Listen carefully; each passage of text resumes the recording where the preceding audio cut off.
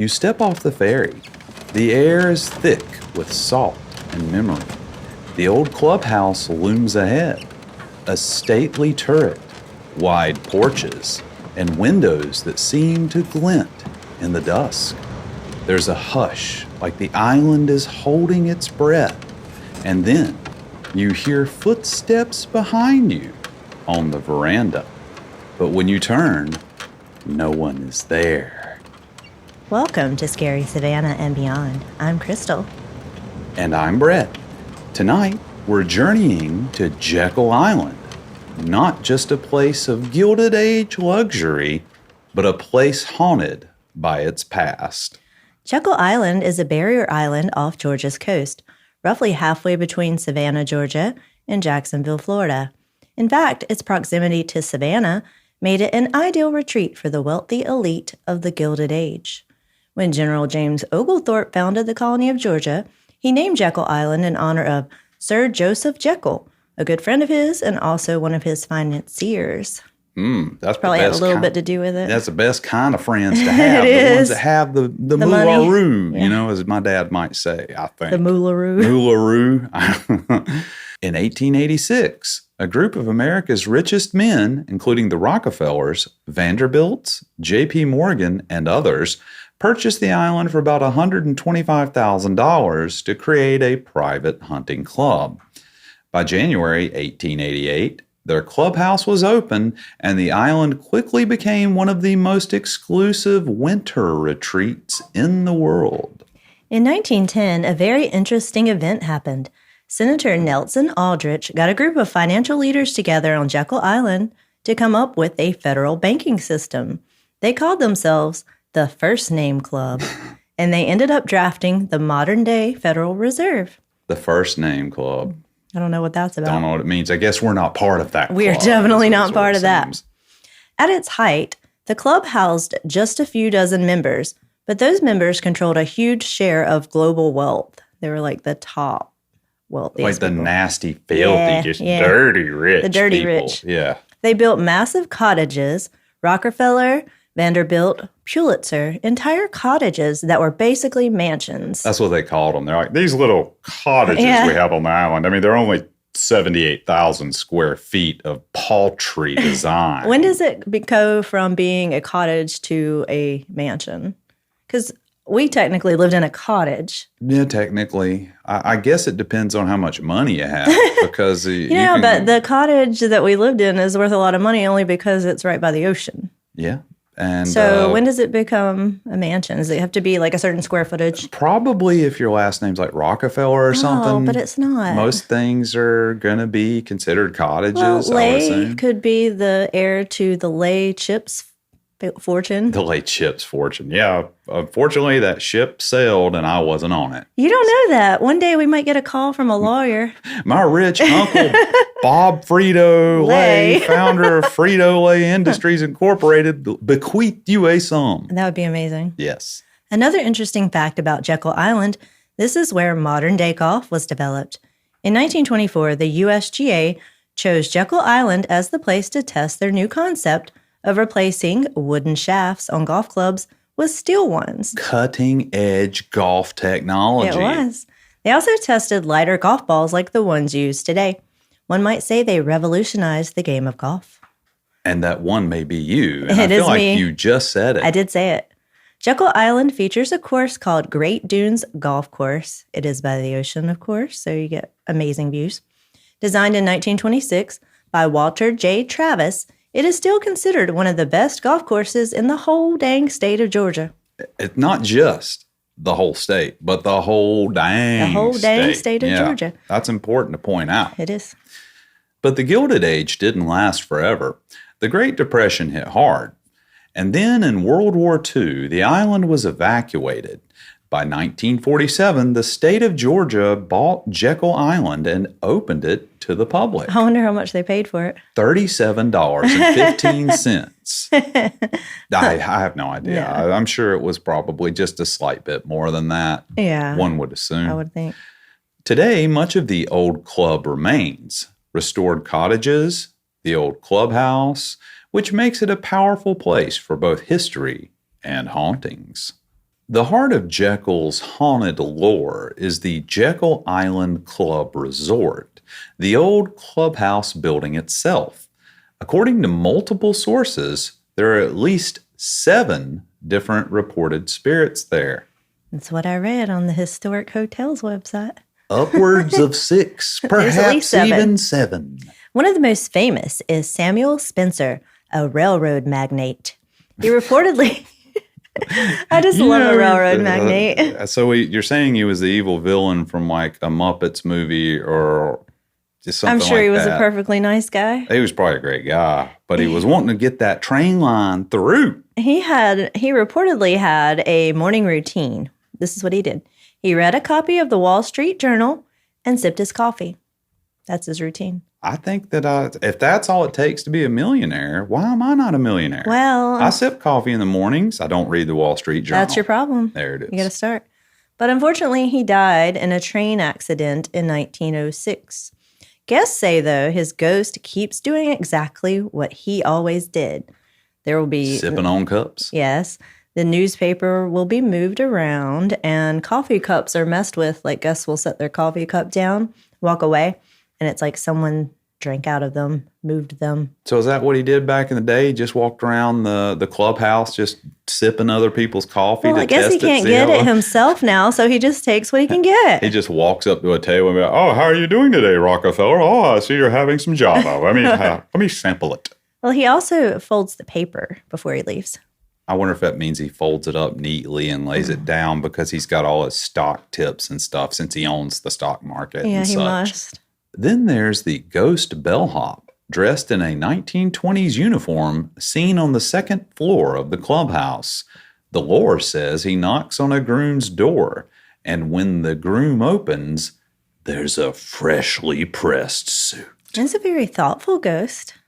I was supposed to sound menacing, Crystal. It No, was but supposed to be he's leaving terrifying. It's a suit! Not a suit. Oh, no. And then there's the veranda. I love a veranda. It's called the Aspinwall Room now, and it's said to be haunted by General Lloyd Aspinwall, the first president of the Jekyll Island Club. He died before the clubhouse was even completed. Guests and staff have reported seeing him pacing the veranda, hands clasped behind his back. Wonder how they know it's him. I wonder how he has such an awesome name. I know. It's Aspinwall? like, who is that? Oh, that's General Lloyd Aspinwall. Make sure to hide your coffee cups. No, he doesn't do that.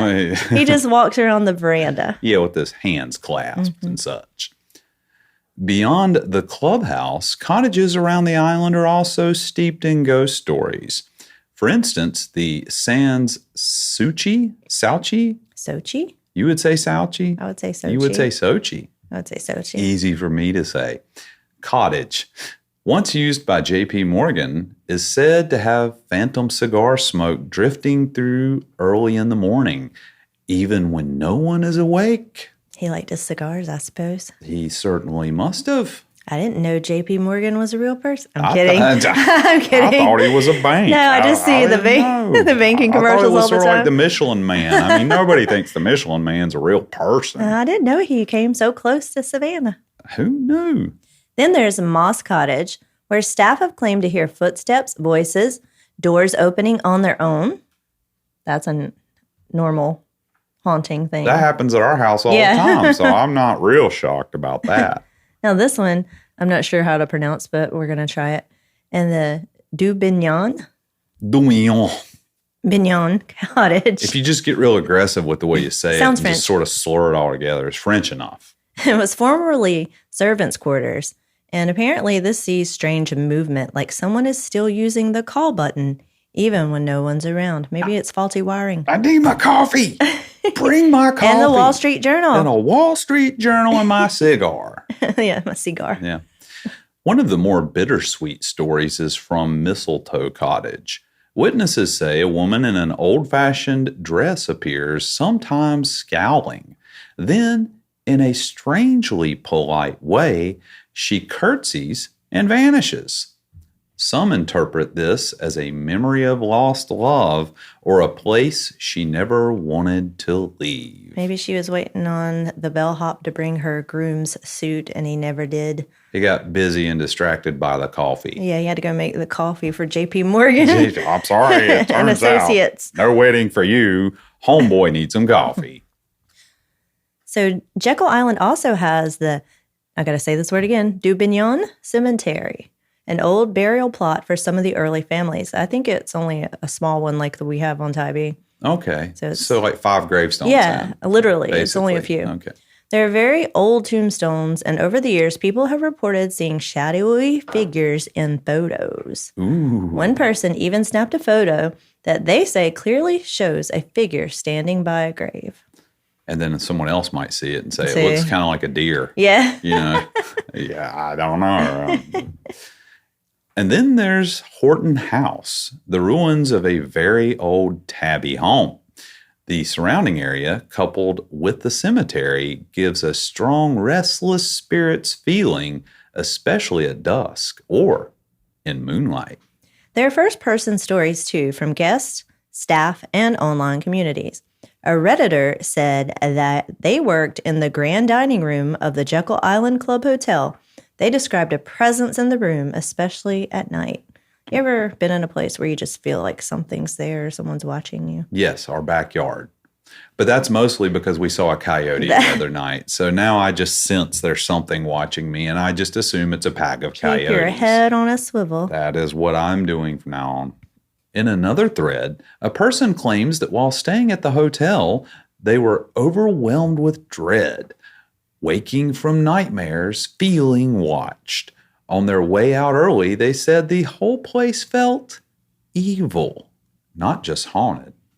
So, kind of sounds like the Marshall House in Savannah, and needless to say, this person checked out right away. Yeah, unlike us. I wanted to check out right away. So if y'all haven't listened to our Marshall House episode, make sure to go check it out if it's available. I don't know. So why so many ghosts on Jekyll? There are a few possible explanations. Explanation number 1, residual hauntings. Many of these stories seem like echoes. Spencer sipping his coffee, Aspinwall pacing the veranda, the bellhop just doing his job. These aren't malicious, but memories that are playing on a loop. Wonder if there are any, like, golfing ghosts. Like, just sort of like John Daly. Isn't that the golfer that dresses up like Santa Claus and he has all the bright colored clothes on and he's just out there, like, using the coffee cup as the tee and such, and Aspinwall standing there saying, "Don't do that." I don't know who that is, but maybe. Is he dead? You don't know who John Daly is? No. He's a golfer. I don't watch golf. We already established that this story is about golf. So we'll just go with yes, it's him. Not the ghost I was picturing, but okay. The second possibility is emotional weight. The island was a playground for the ultra-wealthy, but it was also built and maintained by Black workers, many of whose families stayed for generations. That back and forth between privilege and labor, wealth and service, is a potent mix for spiritual energy. Much like Savannah. Yeah, I would assume that definitely it's conducive to hauntings. That's what I think a lot of it is, like that playing on loop, just like the guy. Not really something you can interact with. Yeah. It's just there. Yeah. It's something you've brought up before and said it's what you think things could be, maybe. Number 3, unfinished business. This is the one that applies to me. The island saw untold good times, but also sorrow, deaths, regret, isolation. Some of these spirits might just be holding on. Like the guy wanting to read his Wall Street Journal. He may not have gotten all he needed to know out of it that day. He also probably was eyeballing the coffees on the table to just make sure if someone left them unattended. True. No one knows. Ghost tour companies now run regular paranormal weekends at Jekyll Island Club Hotel. These events are popular because they let guests actively search for the spirits and possibly capture EVPs, photos, or just feel the history. I would love to feel the history. I know, I would love to go. Go there and it's not far from here at all. We didn't realize we have to go now. I didn't realize that it was that nice. I mean, people have told us it's really pretty and I've seen pictures, but I didn't realize that it had this amazing club I wonder if they have a ballroom. Ballroom. Do they have a ballroom? I hope they do. I want to find out. Plus, the Jekyll Island Foundation and the Historic District promote what they call close encounters. They actually collect stories from descendants, staff, and visitors, preserving these ghost tales as part of the island's living history. See, I would find that very interesting. Well, you know how we love, and as we know, most ghost stories are just fables, but most of them are built on some kernel of truth. But I love hearing people that lived there a long time ago. Like, I like talking to people that have lived on Tybee their whole life. Yeah, it definitely gives you an insight into the way things used to be, which for me and you both, the history of things is so interesting, which is why we love Savannah so much, because of the massive amount of interesting history that we have, even though it's not all really happy. Well, we talked to a guy yesterday who, didn't he say his grandfather was the last keeper of the lighthouse on Tybee? Not just what he said, and take this with a grain of salt because I don't know if we got all the best information at the time. If we got the whole story. But he said that his grandfather was the last keeper of the lighthouse, and he may have been the last actual lighthouse keeper under the old system in the entire country of America. Wow, that's pretty fascinating. I would like to talk to him and get more of that story. And he said he got to go up into the part of the lighthouse where the lens is. Is that what he said? He did. Said when he was a kid, he was able to go up there. And, those lenses, I've seen them before, big, massive hunks of glass. It'd be so cool to go up there and, just check it out with my own eyes and be blinded for life. It would be worth it. I thought you were afraid to climb to the top of the lighthouse. I'm afraid to stand near the ledge. I'm not afraid to climb stairs. Okay. Well, we still haven't done that yet. Yeah. Jekyll Island is more than a coastal retreat. It's a meeting place of wealth, memory, and shadows. Every path, every veranda, every cottage is layered with stories. When you walk these porches at sunset or enter those cottages late at night, you're not just walking through preserved history. You might be treading through echoes of ambition, of service, of regret, and perhaps of souls who never quite left. Thank you for coming with us to Jekyll Island, Savannah style. If you ever go, keep your eyes open, your senses sharp, and your heart ready. The ghosts of the millionaires still linger. That makes us want to say that if you've had your own Jekyll Island hauntings or felt a presence on that veranda, hit us up and let us know about it because we would like to hear your stories. Yeah, I feel like a lot of people in this area will have been there and probably have a story, and we just haven't ever thought about asking. So now we're asking. It feels like we should be asking, and now we are.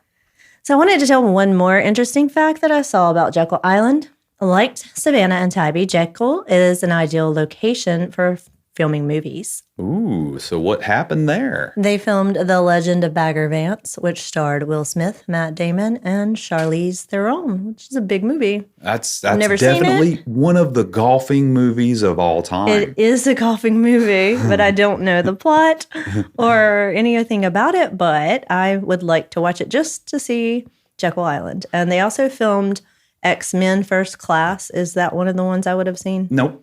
Okay, I saw It's not one of the ones you would have seen because I don't think you've seen any of the X-Men except for the first one that came on. I was going to say, I saw an X-Men. The first one. Yeah. Is that what I saw? This one, I believe, was much later down the pipeline of X-Men movies. Yes. Also, the movie Glory, which I've also never seen. I've never seen it either, but I've heard it's a pretty good movie. Yeah. I don't know, but maybe. And is it Live by Night or Live by Night? I would say Live by Night. I don't know. I've never seen that movie. I've never heard of it, but I'm going to go with Live by Night. That's what it would seem like. So it's probably Live by Night. I'm sure there's other movies, but those are the ones that I saw. Yeah. So, Crystal, it's about that time where you're going to say 15 random words structured together in sentence format for the pleasure of our listeners and viewers so that we can exit this show. You're going to say something witty? Nope. In retort? I will try. But I will fail. Join us next time in Savannah, where the ghosts and the good times live on. But do you know who don't? Who? That coffee cup. He be gone because he got so scared and spooked by the ghost it keeps grabbing him with his ghostly fingers. So the coffee coffee cup. The sentient coffee. I'm assuming it's sentient. I don't know. Look, I've got to put a little bit of zhuzh in this coffee You could have cup just said situation. J.P. Morgan because before Well, tonight I didn't know he was a real person. We know I'm kidding. J.P. Morgan's dead. The coffee cup, I though, just that's learned an today open that he was a real question. person. Well, No, I'm kidding. We've learned everything today. I knew he was think real. we've I had just some don't know anything laughs. about him except that he founded something on on Jekyll Island. He probably came to Tybee at some I think he point. invented McDonald's. Who knows? McDonald's sounds It good. does sound kind of good. Maybe we should go eat. Maybe we should. Okay. Well, bye. Bye.